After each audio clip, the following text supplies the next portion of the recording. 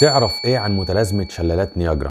متلازمة شلالات نياجرا متلازمة شلالات نياجرا دي بتحكي عن حاجة بتحصل لنا في الحياة دايما، ألا وهي الروتين اليومي للحياة اللي بيسحبك ناحية نهاية انت ممكن ما تتوقعهاش، ممكن تبقى نهاية صادمة، اللي بيكون فيها اتخاذ القرار بعد بيكون ملوش لازمة، لأن ما بيكونش هو الوقت المناسب لاتخاذ قرار زي ده. متلازمة شلالات نياجرا بتقول ايه؟ بتقول ان انت لو نزلت في نهر من انهار شلالات نياجرا هتلاقي نفسك اتحوطت بالمية وشدتك في اتجاه انت مش عارف انت رايح فين، ولو ان انت ماشي مش عارف رايح فين بتستسلم للمية اللي محوطاك. من كتر ما انت تعبان من المعافرة في وسط المية بتسيب نفسك مع التيار، والتيار يشدك في اي اتجاه، بتلاقي نفسك مش عارف تروح شمال ولا يمين ولا تروح فين. في الاخر بتتصدم بالنتيجة اللي بتحصل لك.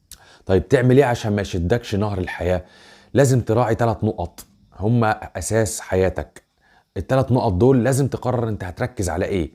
تاني حاجة لازم تقرر معنى الاشياء بالنسبة لك ايه. لازم تعرف القرارات اللي هتوجهك ناحية النتائج اللي انت عايزها. يعني ايه تركز على ايه؟ يعني انت لما تيجي تروح تقعد وتفكر في الاتجاه اللي هياخدك لطريق نجاحك، لازم تركز صح في الاتجاه ده.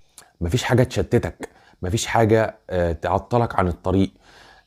لازم كمان تقرر انت تقرر معنى الاشياء بالنسبة لك ايه.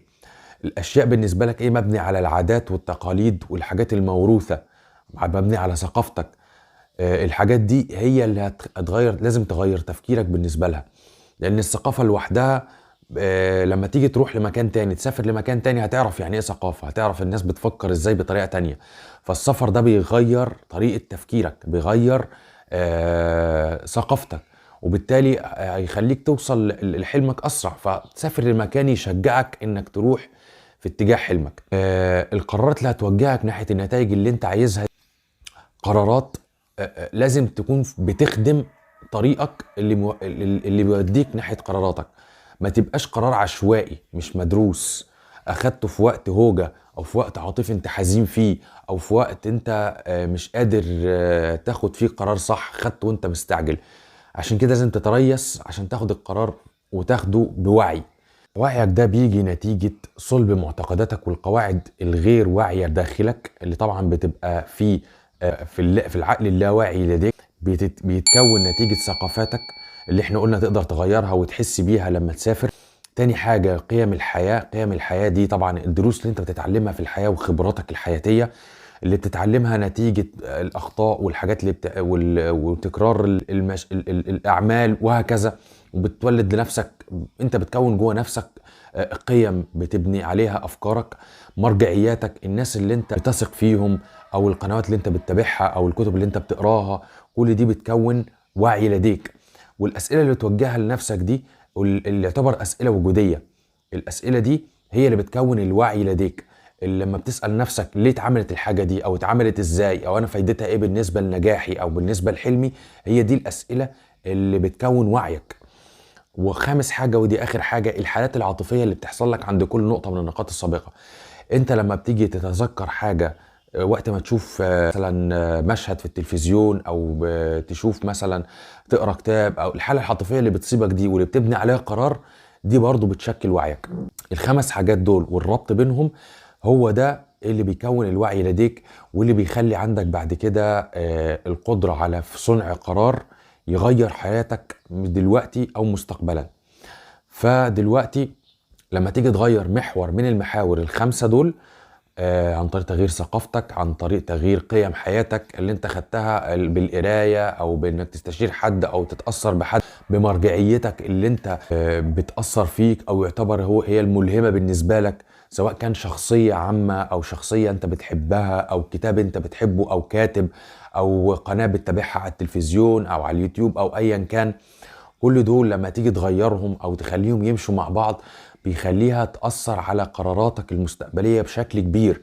يمكن هتلاحظ ده قدام، او فكر في النقطة دي دلوقتي. هل انت من 10 سنين لما انت خدت قرار مبني على الحاجات المرجعيات اللي احنا قلنا عليهم دول، او النقط الخمسة اللي احنا قلنا عليهم دول، ليها تأثير عليك دلوقتي؟ بالتأكيد ليها تأثير عليك. لو سألت نفسك السؤال ده هتعرف تجاوب على الخمس نقط دول، وهتتعلم حاجة جديدة، وهتعرف أهمية إنك تركز على هدفك، وانك تركز على القرارات اللي تخليك تحقق نجاح. واخر حاجة طبعا واللي قلنا عليها، قرارات اللي هتوجهك ناحية النتائج اللي انت عايزها. دلوقتي انت تكون الوعي لديك عن طريق النقط اللي احنا قلناهم فوق واللي احنا راعيناهم. وبعد ما تشكل الوعي لديك، عايزك تسمع قصة الطالب هيونداي اللي خد فلوسه واستثماراته كلها ووجهها ناحية ان هو يطور صمامات السيارات، لدرجة انه راهن دهب زوجته عشان يطور صناعة صمامات السيارات. هيونداي كان بعد ما تعب قوي قدم صمامات لشركة تويوتا عشان تقبلها، ولكنها طلعت غير مطابقة لمواصفات صمامات السيارات تويوتا فرفضتها. هل يأس من كده؟ ما يأسش، رجع يكمل دراسته. واثناء ما هو كان بيكمل دراسته بيطور من مهارته، كان الناس بيسخروا منه وبيتريقوا عليه وبيقولوا له ان هو فاشل، او اللي بيعمله ده انت ازاي بتقارن نفسك واحد طالب بواحد في شركة تويوتا. ورغم ذلك هو خد قرار جوه نفسه ان هو يكمل مهما كانت الظروف. وبعد 4 سنين بالفعل نجح وطور الصمامات بتاعته وقدمها تاني واتقبلت بعد 4 سنين مثابرة ومحاولة وبدون يأس. هوندا بعد كده اتجه انه يعمل ايه؟ اتجه انه يعمل معمل بيه اثناء الحرب العالمية، بس ما كانش عنده مادة الاسمنت عشان يعمل المعمل بتاعه، فطلب من الحكومة انه ياخد الاسمنت. ولكن في ظل الحرب الشديدة على اليابان منعت الحكومة ان هي تديله الاسمنت.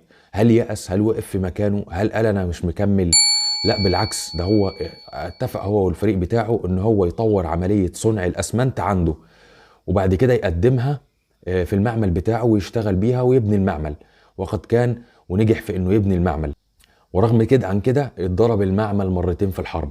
هل يأس؟ لا طبعا، لغاية دلوقتي هوندا عزيمته كبيرة وعنده قرار مش هينزل عنه ان هو لازم يكمل، ان هو لازم يثابر عشان يوصل. ابتدى يجمع المعمل من تاني ويكون. طب احتاج للمواد اللي هو اللازمة عشان يعمل بيها العمليات اللي هتخليه يطور صمامات السيارات اكتر واكتر. فدور على المواد دي ما لقاهاش، فلقاها في علب البنزين اللي بترميها المقاتلات الامريكيه في اليابان بعد ما بتخلص مهمتها. فاضطر انه يجمعها سمى العلب البنزين الفاضيه دي هدايا الرئيس الامريكي. حط الطوبه او العثره اللي كانت وقفت قدامه، حط لها مسمى يساعده ان هو يكمل في طريقه. وابتدى يجمع المعمل، وابتدى المعمل يشتغل من تاني، وصماماته اتباعت وباع العمليه كلها لشركه تويوتا واشترت المعمل. وبعد الحرب، بعد ما انتهت الحرب، اليابان كان عندها نقص شديد في الوقود. هل يستسلم هوندا لدرجة انه هو مش قادر ان هو يجيب طلبات بيته بالعربية بتاعته؟ هوندا لقى نفسه مش قادر يجيب طلبات البيت، فقام استخدم دراجته الهوائية في انه يجيب الطلبات، ولكن كان عايز حاجة سريعة بين الدراجة وبين العربية، فاضطر ان هو يطور محرك يربطه بالعجلة تبقى سريعة وتوصله لمشاويره بسرعة. الناس عجبتها فكرة ان العجلة يبقى لها موتور، وابتدوا ان هم يتهافتوا عليه عشان ياخدوا عجل زي كده، وابتدى الطلبات تكتر. بس هو فكر ان هو يعمل مصنع، بس ما قدرش لان معوش راس المال الكافي. هل يستسلم؟ هل يقف عند حده؟ الراجل كمل وثابر، وفكر ان هو ليه ما يناشدش الناس اصحاب المحلات في اليابان اللي كان وقتها عدد المحلات في اليابان 18,000 محل. ليه ما يكلمهمش ويناشدهم ويطالبهم ان هو يفتح محل ويشاركوه زي حاجه فيها اسهم كده. طبعا من 18,000 دول اتجمع له 5,000 واحد ساعدوه في ان هو يبني المصنع وتطور المصنع ونجح. عايز اقول لك ان الشركه فيها دلوقتي اكتر من 100,000 عامل شغال في الولايات المتحده واليابان وجميع انحاء العالم، عن طريق واحد بيثابر، وعن طريق واحد حط قرارات صغيره بتكون هدف بعيد نوصل له بالمثابره، وان احنا بنحط لنفسنا هدف طبعا على المدى القريب وعلى المدى البعيد، والمدى القريب بيكمل الهدف البعيد. لازم تاخد مجموعة قرارات صغيرة عشان توصل للنجاح الكبير. عجبك الفيديو دوس لايك واعمل لنا شير واكتب لنا كومنت وفولو. صباح الفل.